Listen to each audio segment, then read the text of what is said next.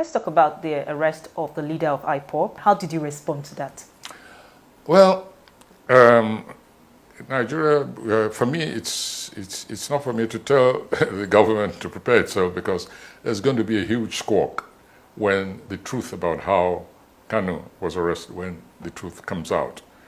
Our nation is, people are alleging this and that and that. So that's one phase, whether Nigeria has acted outside international law. That's one issue. The second issue, however, has to do with Kanu's conduct outside the nation.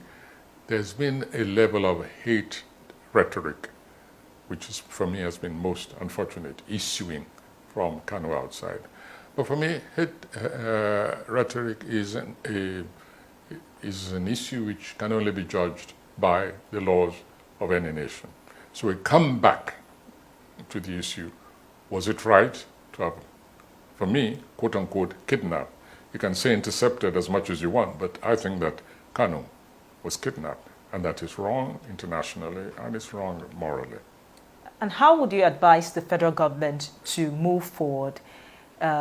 Talking about all this now, you've identified some pitfalls in the way that the arrest of Nnamdi Kanu has been handled, and also the way the DSS raided Sunday Igboho's house. For Nnamdi Kanu, for starters, how would you advise the federal government to move forward in terms of his trial and other things that will come up after now? To answer that kind of question, we have to ask ourselves, what is the position mentally, spiritually, economically, politically? What's the state of mind, the collective state of mind of a vast section of this nation at the moment? And that state of mind is best described as distrust, total distrust. This government has earned itself, rightly or wrongly, that's for the government, that side to decide. But anybody who's telling this government that the people of this nation still trust it, I'm sorry, if the government believes that, it's really plunging this nation further into the abyss. After raiding his home, the DSS had come out to say that Sunday Igboho is wanted and that he should turn himself in. What would you advise he does in this situation? Well, my advice is not even so much Igboho, but to the government, that they should stop pursuing this person as a criminal, because you have begun by acting in a criminal fashion against him. Because if and when Igboho comes to trial, I guarantee you it's the government which will be very, very embarrassed.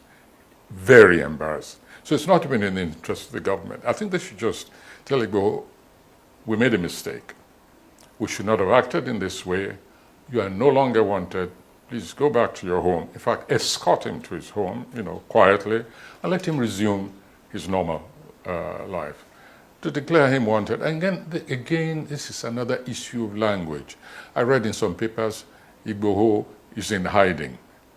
Well, but more accurately, he's probably just gone underground, to protect himself and perhaps to be able to continue his declared struggle. I'm not talking now about the secessionist aspect of his struggle. No, I'm talking about what Igboho came out to do, and which I believe is still his mission in this nation, to protect, defend his own people, and to let the aggressors know that they are not lords of this nation or any section of it, apart from what they are constitutionally entitled to. So I think the government, it's in no interest. If you bring Igboho to trial, you're just going to get mud in your face, clearly. As far as I'm concerned, it's up to Igboho to decide. He knows what the circumstances were. He knows what happened before his people were killed. And he's the only one who can judge, who can decide for himself. I cannot advise him. Some critics have said that the federal government was fast to arrest Nnamdi Kanu. But when we look at other issues like the bandits still ravaging the northwest and some part of the northeast, the kidnapping still ongoing, and also the issue with the Boko Haram, and you begin to ask that how are they so fast and so quick to arrest? The situation with IPOB and Nnamdi Kanu and the others are still being left to go unchecked. Yes. The government cannot wash itself clean of what seems to me a kind of comparative energy in pursuing the destabilizing quote-unquote forces in this nation.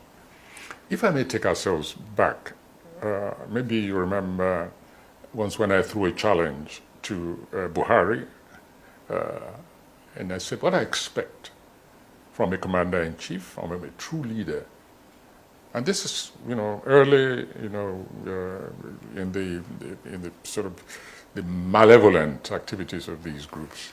I say, what I expect, now that we've identified those who are killing farmers and taking their farms, occupying their villages, is to issue an order, give a deadline, an ultimatum, say that any illegal occupant of any villages, farms, and so on, is given 48 hours to quit. After which, the mightiest forces of this nation will be unleashed against them. Yeah, it was ignored.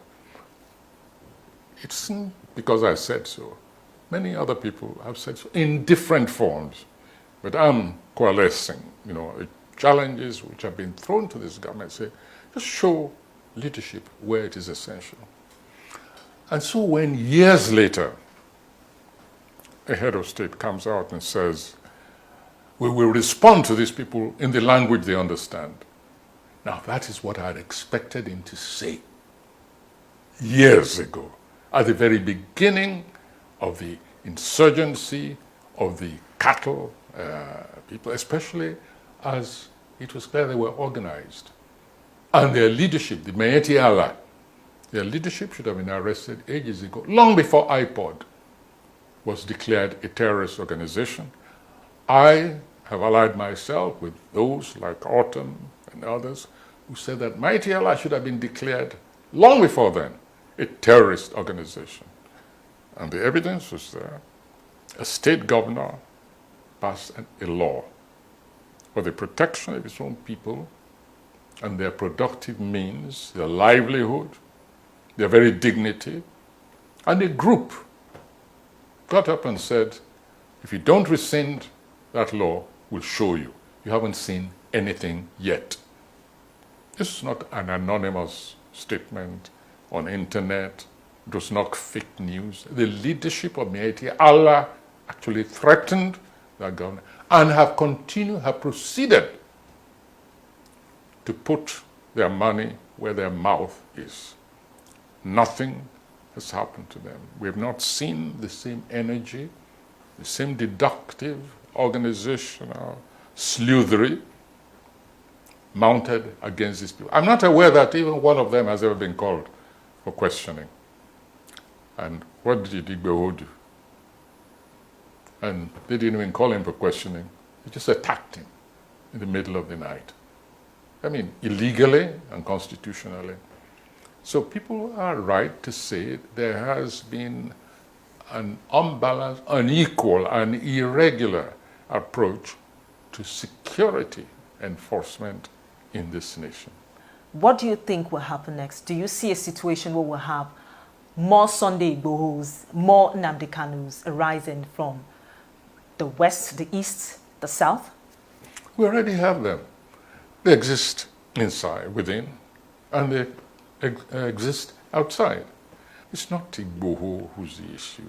It's not Kanu who's the issue. It's a collective distrust, disenchantment. That's the word I want. Collective disenchantment with the conduct of this regime. And that's why I say it can only redeem itself. It can only reverse this downhill course it's embarked upon by now coming clean, trying to open a totally new page. Even forget the past. How do we move on from here?